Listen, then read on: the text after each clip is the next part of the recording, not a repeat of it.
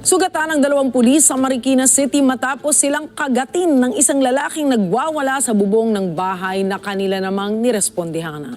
Detalye sa report ni Jim Tejano.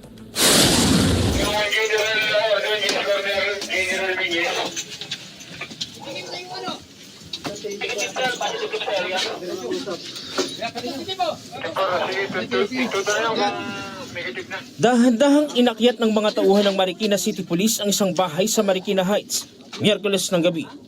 Target ng operasyon, pakalmahin ng isang 38 anyos sa lalaki na iniulat na nagwawala sa bubong. Sa video, maririnig ang pakiusap ng mga pulis. Bumaba ka na rito! Tara! Ano tol? Sige na, pag-usapan natin yan! Ngunit ayon sa pulisya, tila wala sa tamang pag-iisip ang suspect na kinilalang si alias Fred. Bukod sa umano'y pag-inom ng alak, pinaniniwalaang nakaapekto rin ang konsumo niya ng energy drinks. Siya po ay nakainom po ng alak at mayroon, aside po sa alak na 2 bote, yun po yung sabi, ay nakainom pa po siya ng 5 bote ng energy drink po. So possible po, baka yung naging epekto po ng energy drink at saka nung alak is nung nag-combine po siya, yun po yung naging resulta po. Tumagal ng halos 4 na oras ang negosasyon bago tuluyang naaresto ang suspect. Naging delikado ang sitwasyon dahil sa armado siya ng patalim. Nang makahanap ng tiyempo, agad siyang sinunggaban ng mga pulis hanggang sa tuluyang madakip.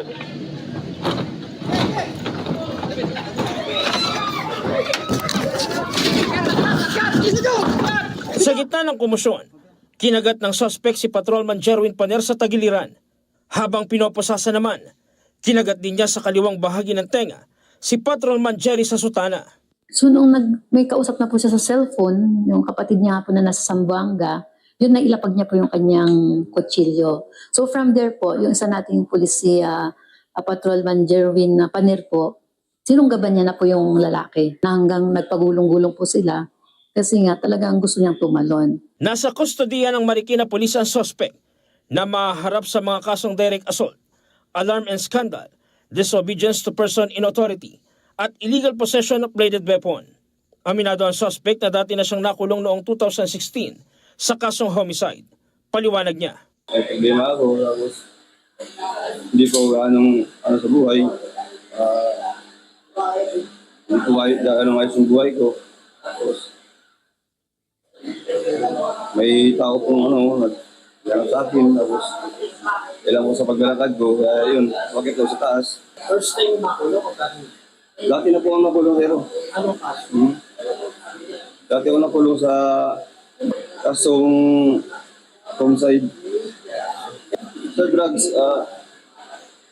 dati na lulong din ako, minsan na tumitikim-tikim lang. Nagpaalala naman ang PNP sa publiko na iwasan ang pagdaan sa marahas o mapanganib na paraan sa pagharap sa problema. Kung sakaling may mga problema po, ay huwag nilang idaan sa mga bagay-bagay na ikakapahamak po nila o ikakapahamak po ng iba. They are more on the understanding. We should not judge them immediately. Hindi natin alam kung ano yung mga sitwasyon na meron po sila. Jim Tejano, para sa mata ng Agila, matatag, matapang, matapat.